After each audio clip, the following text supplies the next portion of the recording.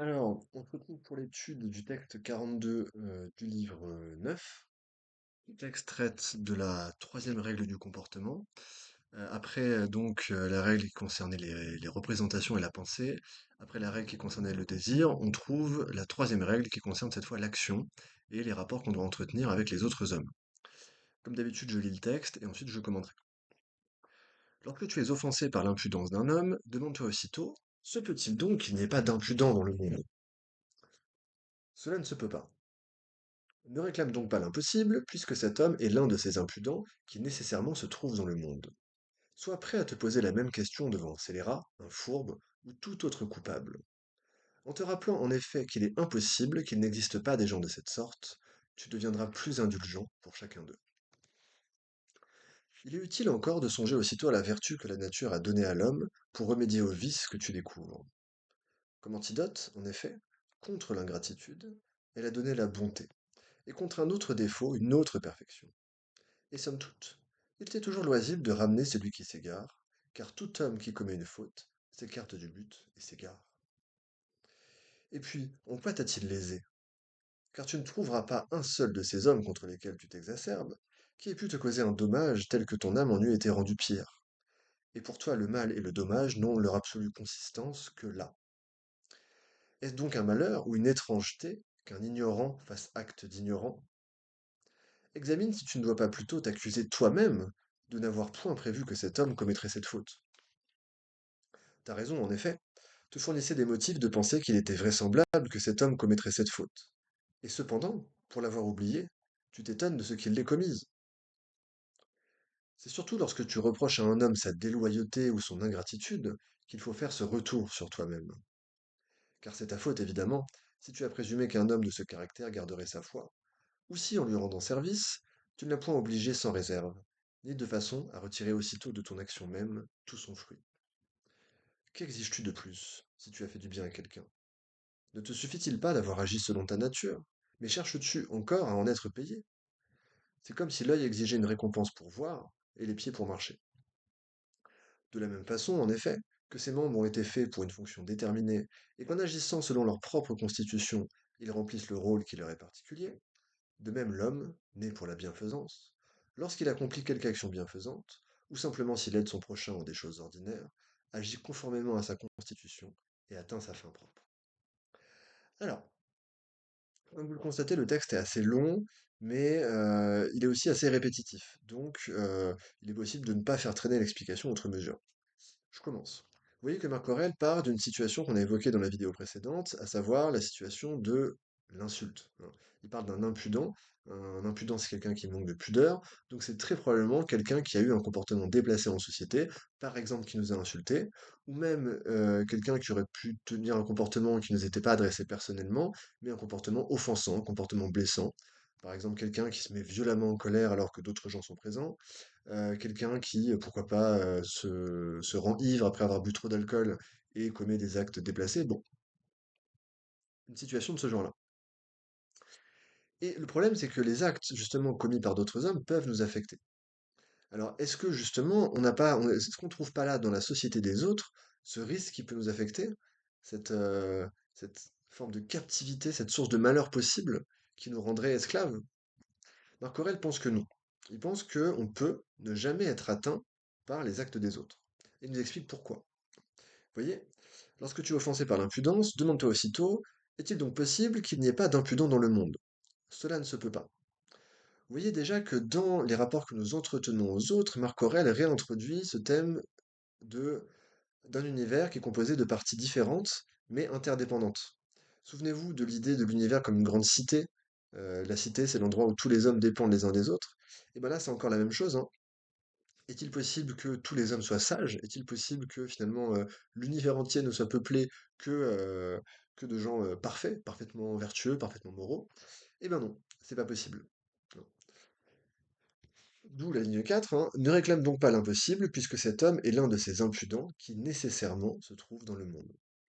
Car malheureusement, autant la nature a prévu que nous soyons des êtres rationnels, autant manifestement, hein, elle a également prévu qu'il y ait des hommes qui ne se servent pas ou qui se servent mal de leur raison. Donc finalement, dès le début du texte, on voit apparaître une idée qui se retrouvera à la fin.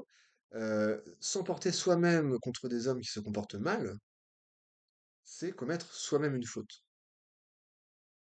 Et inversement, on peut se préserver contre le mal que peuvent nous faire les autres en se rappelant que leurs fautes proviennent de leur nature, c'est-à-dire de leur caractère. Marc Aurèle, dans ce texte, utilise le concept de caractère comme pivot pour toute sa démonstration. En fait, il part de l'idée que les hommes ont un caractère stable et fixe tout au long de leur vie, bref, que les gens ne changent pas, et donc que, quelque part, les autres sont victimes de leur constitution mentale, de leur tendance, par exemple, à la colère, ou de leur tendance à la cupidité. Et que puisqu'ils sont plus des victimes que des coupables, on aurait tort de s'emporter contre eux. Vous voyez, fin du paragraphe. En te rappelant en effet qu'il est impossible qu'il n'existe pas des gens de cette sorte, tu deviendras plus indulgent pour chacun d'eux. Bon. Donc, quand on réintègre l'homme qui fait le mal dans la nature, on se rend compte que il est aussi absurde de s'emporter contre un homme qui fait le mal que de s'emporter contre un arbre qui écrase notre voiture ou une tornade qui emporte notre maison. C'est aussi absurde de se mettre en colère ou d'être triste dans les deux cas. Bon. Alors, à ce stade, petite parenthèse, vous voyez que Marc Aurèle utilise un... Non, Marc Aurèle est plus sévère avec lui-même qu'avec les autres, puisqu'il passe son temps, lui, à s'exhorter, c'est-à-dire à se donner des conseils et des encouragements pour agir mieux, pour devenir plus vertueux. Mais les autres, inversement, il les considère comme prisonniers de leur caractère. C'est-à-dire qu'ils présupposent qu'ils ne changent pas, qu'ils ne peuvent pas changer. Donc vous voyez, d'un côté à lui-même, il se dit tu dois faire mieux. D'un autre côté, aux autres, il leur dit bon, manifestement, vous ne pouvez pas faire mieux. Évidemment, c'est pas une marque d'orgueil. euh, Marc Aurèle était quelqu'un de plutôt modeste. C'est plutôt une nécessité pratique. C'est-à-dire que si vous partez du principe que les autres devraient agir autrement, qu'ils auraient dû agir autrement, alors vous allez être la proie du regret, euh, de la tristesse, de la souffrance. Vous allez vous dire, mais pourquoi il n'a pas fait ça? Pourquoi il a choisi de m'insulter plutôt que d'être gentil avec moi? Ben ça, c'est la porte ouverte au malheur. Et on se souvient que Marc Aurèle, dans tout son livre, essaie de se prémunir contre le malheur, contre tous ces sentiments qui sont le regret, la tristesse, la souffrance, le deuil, etc., etc. Donc là, partir du principe que les autres ne changent pas, même si c'est faux, c'est au fond le pessimisme, c'est un pessimisme pratique de celui qui veut se préserver lui-même. Il veut pas condamner les autres, il veut se préserver lui-même. Paragraphe 2. Il est utile encore de songer aussitôt à la vertu que la nature a donnée à l'homme pour remédier aux vices que tu découvres. Comme antidote en effet contre l'ingratitude, elle a donné la bonté, et contre un autre défaut, une autre perfection. Vous voyez, là on change de registre. Marc Aurèle nous dit, quand les hommes nous font du mal, qui commettent des actions inappropriées à notre égard, nous sommes toujours capables de répondre à ces actions par une capacité morale qui nous protège des effets négatifs de l'action. Autrement dit, quelqu'un refuse de nous témoigner de la reconnaissance. Par exemple, j'ai aidé mon ami à déménager et en retour, il refuse de faire le moindre geste quand moi j'ai besoin d'aide. Bon, qu'est-ce que je fais? Est-ce que je m'afflige? Est-ce que je passe ma soirée à ruminer tout seul dans mon appart en disant, ah, putain, il est vraiment pas sympa, c'est pas cool, je suis malheureux? Non, pas du tout. J'utilise cette faculté que j'ai d'être bon, d'être the bigger person, comme on dit en anglais, d'être la plus grande personne, et je lui pardonne. Parce que ce que veut dire Marc Aurèle, c'est que en refusant de lui pardonner, bah, finalement, c'est à moi que je fais du mal. Et ça, c'est une constante dans le discours moral des stoïciens, c'est l'idée que celui qui fait le mal, il se fait d'abord du mal à lui-même. Inversement, le sage, c'est celui qui met en pratique, qui arrive à mettre en pratique les préceptes du stoïcisme, on ne peut pas vraiment lui faire du mal, puisque, Marc Aurèle vient de le dire, il a toujours un médicament contre le mal qu'on essaie de lui faire. Il a toujours une sorte de muscle moral qui lui permet de se protéger contre le mal qu'on essaie de lui faire. Vous voyez, Marc Aurèle parle d'antidote. La vertu, c'est un antidote au mal qu'on nous fait. Bah, l'antidote, ça s'inscrit dans le registre médical, hein, ça sert à contrer l'effet d'un poison. La vertu, c'est l'antidote du mal. Et donc ça veut dire que le stoïcien, il a toujours de quoi se protéger contre le poison du mal qu'on lui fait. Donc encore une fois, le stoïcien, c'est comme une citadelle, il est invulnérable. Souvenez-vous de l'image du promontoire, hein, dans le livre 4, si mes souvenirs sont bons. L'image du promontoire, elle nous disait justement que le stoïcien, il est invulnérable. Et là, ce texte, il vise à... enfin, dans ce texte, Marc Aurèle essaie de se remettre en mémoire le fait qu'il est invulnérable contre la méchanceté des autres. Pardon, il est invulnérable à la méchanceté des autres. Paragraphe suivant, paragraphe 3. Et puis, en quoi t'a-t-il lésé? Car tu ne trouveras pas un seul de ces hommes contre lesquels tu t'exacerbes, pardon, tu ne trouveras pas un seul de ces hommes contre lesquels tu t'exacerbes, qui ait pu te causer un dommage tel que ton âme en eût été rendue pire. Et pour toi, le mal et le dommage n'ont leur absolue consistance que là. Donc, qu'est-ce que ça veut dire? Ça veut dire qu'il faut distinguer entre le mal réel et le mal illusoire. Le mal illusoire, c'est celui qui vient de l'extérieur. On en a déjà parlé dans les deux premières vidéos. Tout ce qui vient de l'extérieur, je peux m'en détacher, ou je dois faire l'effort de m'en détacher, puisque je considère que, encore une fois, ça vient du destin, ça vient du cours naturel des événements, donc je dois considérer ça comme des choses indifférentes, qui n'ont pas de valeur en elles-mêmes. En revanche, il y a un mal réel, c'est celui que je commets moi, quand j'ai de mauvaises intentions, quand j'ai l'intention d'être cruel, ou d'être égoïste, ou d'être débauché, bah là, effectivement, c'est du vrai mal pour Marc Aurèle, parce que c'est du mal qui dépend de moi. Et quand j'utilise mal ma raison, là, effectivement, je me rends pire qu'avant. Je me dégrade, je me fais du mal. Pour Marc Aurèle et pour beaucoup de philosophes de l'Antiquité, la mauvaise action, elle est exactement analogue dans son effet sur l'âme à l'action du poison sur le corps. Le poison, il nous dégrade, il nous rend incapables, il nous rend moins bons qu'on était. Et ben, le vice, c'est pareil pour l'âme. Le vice, il rend l'âme moins capable de faire certaines grandes choses. Donc de même que l'homme qui a été empoisonné, il pourra plus courir, par exemple, de même l'homme qui a cédé souvent à l'égoïsme, il aura beaucoup plus de mal à commettre des actions généreuses. Vous voyez? Donc là, Marc Aurèle est en train de nous dire, l'homme qui m'a fait du mal, il m'a pas vraiment fait du mal, puisque c'est un mal subi. Et un mal subi, pour Marc Aurèle, ce n'est rien. Ce n'est pas un mal. Hein, c'est pas un mal, puisque la seule réalité du mal pour Marc Aurèle, c'est le mal commis, c'est celui que je fais. Celui que je fais, il me dégrade. Mais celui que je subis, je peux me rendre invulnérable à lui en pratiquant les conseils, les dogmes du stoïcisme. Je reprends la lecture. Est-ce donc un malheur ou une étrangeté qu'un ignorant fasse acte d'ignorant? Non. On revient à l'argument du caractère, donc je vais pas m'étendre là-dessus, mais si on définit les autres comme des ignorants, il est naturel qu'ils agissent comme ils agissent. Donc il ne faut pas s'en affliger. Bon, ça, on a déjà expliqué, je continue. Examine si tu ne dois pas plutôt t'accuser toi-même de n'avoir pas prévu que cet homme commettrait cette faute. T'as raison, en effet. Te fournissait des motifs de penser qu'il était vraisemblable que cet homme commettrait cette faute. Et cependant, pour l'avoir oublié, tu t'étonnes de ce qu'il l'ait commise. Continue un peu parce que le début du paragraphe 4 revient sur enfin, reste sur la même idée. C'est surtout lorsque tu reproches à un homme sa déloyauté ou son ingratitude qu'il faut faire ce retour sur toi-même.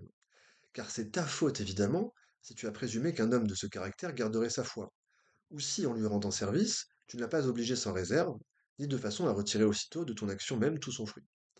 Bon bref, de quoi il s'agit dans ce passage? Alors faites attention, hein, quand vous découpez le texte et vous placez à l'oral, là on garde la même idée alors que du point de vue typographique on change de paragraphe. L'idée c'est quoi ici? C'est que en fait Marc Aurèle est en train de renverser la charge du mal, c'est-à-dire que si on me fait du mal et que je m'en afflige, eh ben c'est ma faute. Et pourquoi c'est ma faute? Imaginons qu'on m'insulte. On m'insulte et je me mets en colère.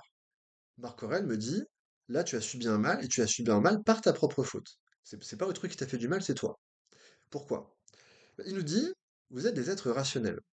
Ça veut dire que vous pouvez anticiper le fait qu'un homme qui ne se maîtrise pas, un homme qui a ce caractère d'être colérique, va se mettre en colère. C'est la définition du caractère que de permettre de prévoir les actions d'un homme. Hein.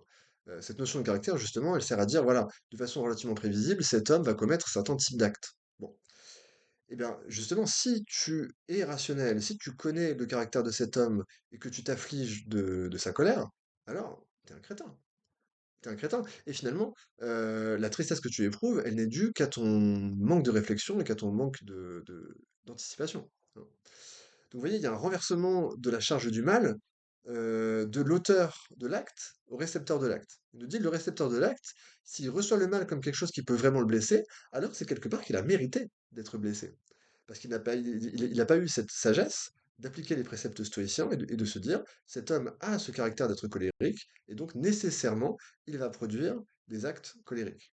Donc vous voyez comment Marc Aurèle naturalise le caractère humain, il va considérer le caractère humain comme une donnée inébranlable de la nature, au même titre que les lois qui concernent la gravité ou qui concernent, je sais pas, la croissance des animaux. Il va nous dire, bah, il est aussi stupide de se mettre en colère parce qu'un autre nous insulte que de se mettre en colère parce que une branche est tombée ou parce qu'un oiseau est mort. C'est débile. Je poursuis. Donc là, on est page 139, ligne 7, ou ligne 8, pardon, ligne 8. Qu'exiges-tu de plus si tu as fait du bien à quelqu'un? Donc là, vous voyez, on va changer d'idée, on va passer, on était dans la question de comment réagir à un mal subi juste avant. Comment est-ce que je dois réagir, enfin, comment réagir justement à quelqu'un qui me fait du mal? Et là, on change de perspective, on inverse la question, c'est qu'est-ce qu'on peut attendre quand on fait du bien? C'est-à-dire pourquoi finalement faire le bien? Est-ce qu'il faut faire le bien en attendant une récompense, en attendant un bénéfice, ou est-ce que le bien est à lui-même sa propre récompense? Vous devinez que Marc Aurèle va pencher vers la deuxième hypothèse. Donc je prends la lecture. Qu'exiges-tu de plus si tu as fait du bien à quelqu'un? Ne te suffit-il pas d'avoir agi selon ta nature, mais cherches-tu encore à en être payé? C'est comme si l'œil exigeait une récompense pour voir et les pieds pour marcher. De la même façon, en effet, que ces membres ont été faits pour une fonction déterminée, et qu'en agissant selon leur propre constitution, ils remplissent le rôle qui leur est particulier, de même l'homme, né pour la bienfaisance, lorsqu'il accomplit quelque action bienfaisante, ou simplement s'il aide son prochain, agit conformément à sa constitution et atteint sa fin propre. Ok, passage pas évident. Non. Donc, je rappelle la question. Marc Aurèle ici part d'une tendance humaine assez naturelle à la réciprocité. Il part de notre tendance à espérer une récompense, ou du moins un retour, quand on fait du bien aux autres. Ça a quelque chose d'assez, euh, comment dire, je trouve pas le mot, d'assez normal, au sens où je pense que si je fais tout le temps les devoirs de mon camarade et que mon camarade, au moment de m'aider, il va flancher, bah, je pense que je lui ferai plus confiance, ou je l'aimerai un petit peu moins, ou je serai déçu, je serai triste. Donc cet espoir de la réciprocité dans la collaboration, il est assez humain. Mais Marc Aurèle considère que c'est une erreur. C'est une erreur d'attendre la réciprocité de la part des autres. Il considère au contraire que l'action bonne, c'est-à-dire le bien que je fais à autrui, il s'inscrit dans ma nature d'être raisonnable. Et à ce titre, il est suffisant. Il se suffit à lui-même. C'est-à-dire que l'action bonne n'appelle pas pour être complète un bénéfice en retour ou une réponse positive en retour. Vous voyez, il nous dit, ne te suffit-il pas d'avoir agi selon ta nature, mais cherches-tu encore à en être payé? Donc là, implicitement, qu'est-ce qu'il nous dit? Il nous dit que bien agir, c'est naturel, et mal agir, c'est antinaturel. Pourquoi? Eh bien, souvenez-vous de la métaphore de la cité. Il nous disait, l'univers, c'est comme une grande cité. A fortiori, la cité, c'est-à-dire la société humaine, hein, la société humaine, elle est peuplée par des individus rationnels et interdépendants. On est toujours déjà dans cette interdépendance avec les autres. Ce qui veut dire que, alors là, je tire un tout petit peu le sens du texte, mais vraiment, on n'est pas très très loin. Marc Aurèle est presque en train d'anticiper la philosophie contemporaine du care. Care, le verbe anglais to care, s'intéresser, se préoccuper, faire attention à, hein, C-A-R-E, care. Pourquoi? Parce que Marc Aurèle, ici, il part quand même de l'idée que on a toujours été déjà formé par les autres. C'est-à-dire que si on existe, si on est encore en vie aujourd'hui, vous et moi, c'est parce qu'on a bénéficié du soin des autres à notre existence. Il y a eu des gens qui ont pris soin de nous. Nos parents, évidemment, éventuellement des nourrices, des professeurs, des inconnus qui nous ont aidés dans la rue. Bon, on serait littéralement pas en vie si personne ne s'était occupé de nous dans les moments de fragilité. La petite enfance, la maladie, la tristesse. On est fragile quand on est triste, c'est normal. Bon, dans ces moments-là, on a un besoin vital de la présence des autres. Et encore une fois, la simple perpétuation de notre existence suppose le soin que les autres nous accordent. Bon. Et au fond, Marc Aurèle nous dit, ça veut dire que c'est dans notre nature, ce fait de vivre avec des gens et de se préoccuper du sort des gens, du sort des gens qui sont autour de nous. Donc, ça veut dire que je ne dois pas espérer quelque chose en plus quand je m'occupe des autres. C'est dans ma nature. Et à ce titre, c'est un devoir. L'homme, en tant qu'être rationnel, comprend qu'il est dépendant des autres, comprend aussi que les autres sont dépendants de lui, et que donc il doit s'en occuper. C'est un devoir. Et autant on est fautif si on ne le remplit pas, hein, autant bah, on n'est pas méritant, on n'est pas particulièrement méritant si on le remplit. C'est un petit peu le sens de l'expression c'est normal quand on nous dit merci. Vous voyez, vous faites quelque chose pour quelqu'un, vous passez le sel à votre papa pendant le dîner, il vous dit merci, vous dites de rien, ou vous dites c'est normal. Bah, c'est normal, ça veut dire, c'est pas une action particulièrement méritoire. C'est le genre d'action qui est supposée par la coexistence des hommes, tout simplement. Et vous voyez, pour montrer ça, Marc Aurèle va faire une analogie avec le fonctionnement du corps humain. Hein. Il nous dit, c'est comme si l'œil exigeait une récompense pour voir et les pieds pour marcher. Hein. Il nous dit dans la phrase suivante, ces membres, ils ont été faits pour une fonction déterminée. C'est-à-dire l'œil existe pour voir, pour permettre de voir. La bouche existe pour permettre à l'homme de manger et de parler, etc., etc. Bon. Alors, on pourrait contester cette thèse si on était un peu bon en biologie. Si on a lu Darwin, on pourrait contester cette interprétation finaliste de l'organe. Bon, on n'est pas là pour parler de ça, c'est pas le sujet. Donc il nous dit, voilà, l'organe, il existe pour remplir une certaine fonction, mais l'homme, c'est pareil. L'individu humain existe pour remplir une certaine fonction. C'est-à-dire qu'on est toujours déjà inscrit dans des structures sociales.